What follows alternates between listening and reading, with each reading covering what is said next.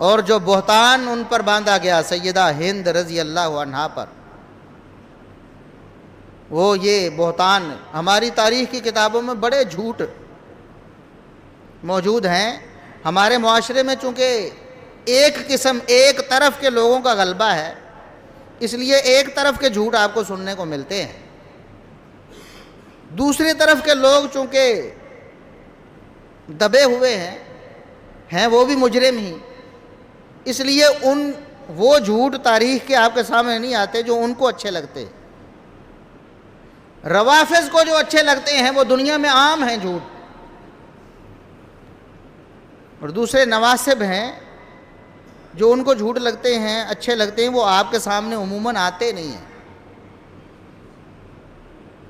نبی کریم صلی اللہ علیہ وسلم کے داماد سیدنا علی رضی اللہ عنہ، آپ صلی اللہ علیہ وسلم کے نواسوں سیدنا حسن و حسین رضی اللہ عنہما، آپ صلی اللہ علیہ وسلم کی بیٹی سیدہ فاطمہ رضی اللہ عنہا، ان کے بارے میں بھی بڑے بڑے جھوٹ ہیں تاریخ میں، لیکن وہ عموماً آپ کے سامنے نہیں آتے، کیونکہ الحمدللہ اللہ کے فضل و کرم سے ہم نے اہل بیت کی ناموس پہ بھی پہرے داری کی ہے،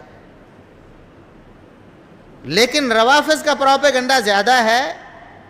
دیگر صحابہ کرام کے بارے میں جو جھوٹ لکھے ہوئے وہ عام ہو جاتے ہیں، کیونکہ وہ پھیلاتے رہتے ہیں،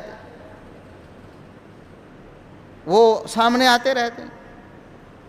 اب مثال کے طور پر سیدہ ہند رضی اللہ عنہا نے یہ جو بیان کیا جاتا ہے کہ غزوہ احد کے موقع پر سیدنا حمزہ رضی اللہ عنہ شہید ہوئے تو ان کا کلیجہ چبایا۔ اب یہ جھوٹ مشہور ہوا، لوگوں نے پھیلایا، آگے ہاتھوں ہاتھ بکا بھی۔ کیوں؟ اس میں صحابہ کرام کی توہین اور تنقیص تھی، اور ایک پورا گروہ ہے مسلمان ہونے کا دعوے دار جو باقاعدہ ان جھوٹوں کی اشاعت کرتا ہے، اور ان جھوٹوں کے اوپر ان کے سارے مذہب کی بنیاد کھڑی ہے۔ اس لیے یہ جھوٹ عام ہو گیا جی، کلیجہ چبانے والی، نعوذ باللہ ثم نعوذ۔ سیدنا معاویہ رضی اللہ عنہ کے بارے میں بھی کلیجہ چبانے والی کا بیٹا، نعوذ باللہ ثم نعوذ۔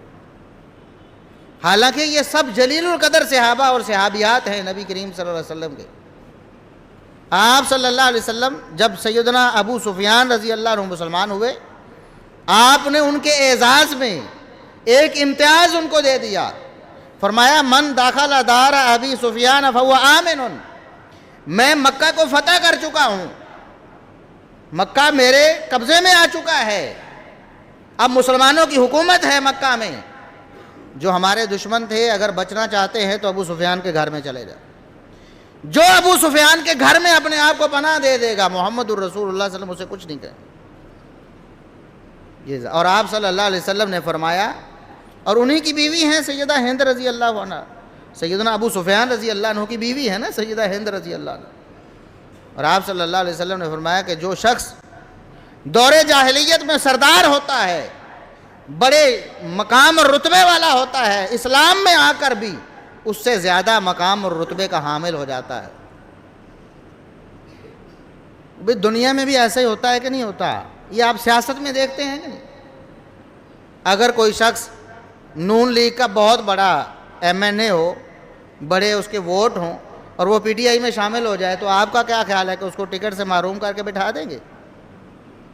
نہیں نا، اس کا اکرام کرتے ہیں کہ ایک بڑی پارٹی ہمارے پاس آئی ہے، اس کو بھی ٹکٹ دیتے ہیں اور اس کو کوئی عہدہ دے دیتے ہیں کہ اگر وہ پنجاب کا صدر تھا تو ہم بھی کوئی اس کو اس طرح کا بڑا عہدہ دے دیتے۔ محمد الرسول اللہ صلی اللہ علیہ وسلم نے فرمایا دور جاہلیت میں جو سردار تھا اسلام میں بھی سردار ہوگا، اور ابو سفیان رضی اللہ عنہ کی سرداری میں کس کو شبہ ہے؟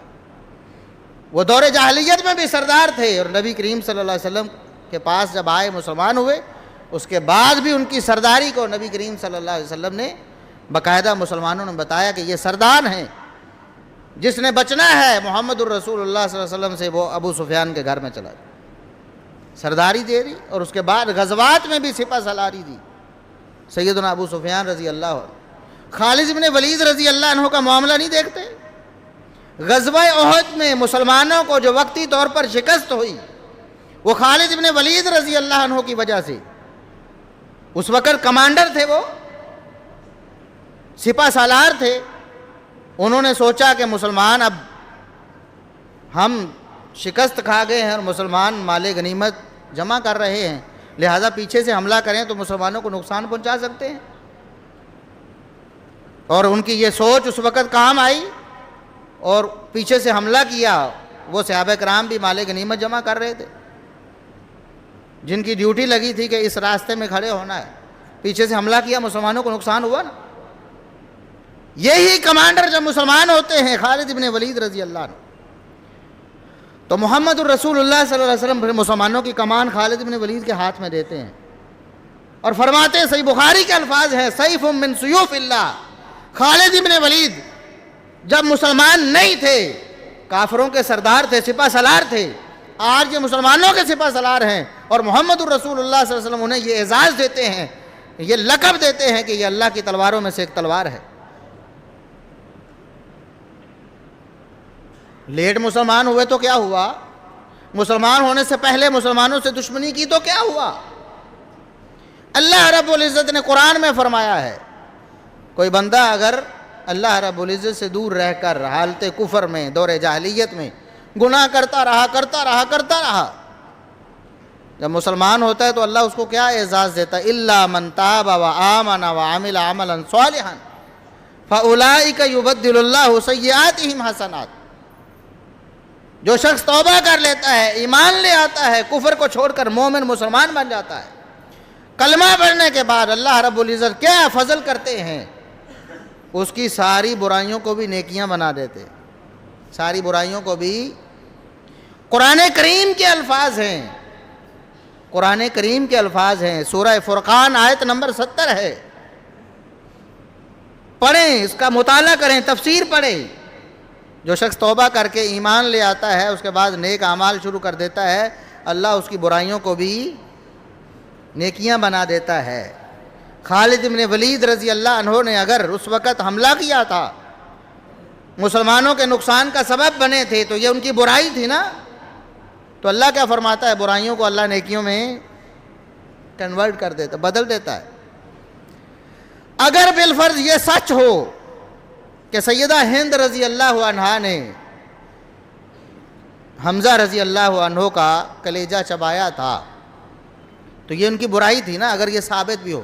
میں پہلے بتا چکا ہوں ایسا کچھ ثابت جھوٹ ہے بالکل، لیکن اگر یہ ثابت بھی ہو تو مسلمان ہونے کے بعد یہ برائی اللہ اس نیکیوں میں بدل دینی تھی نا، یہ پھر کوئی تان کا سبب ہے؟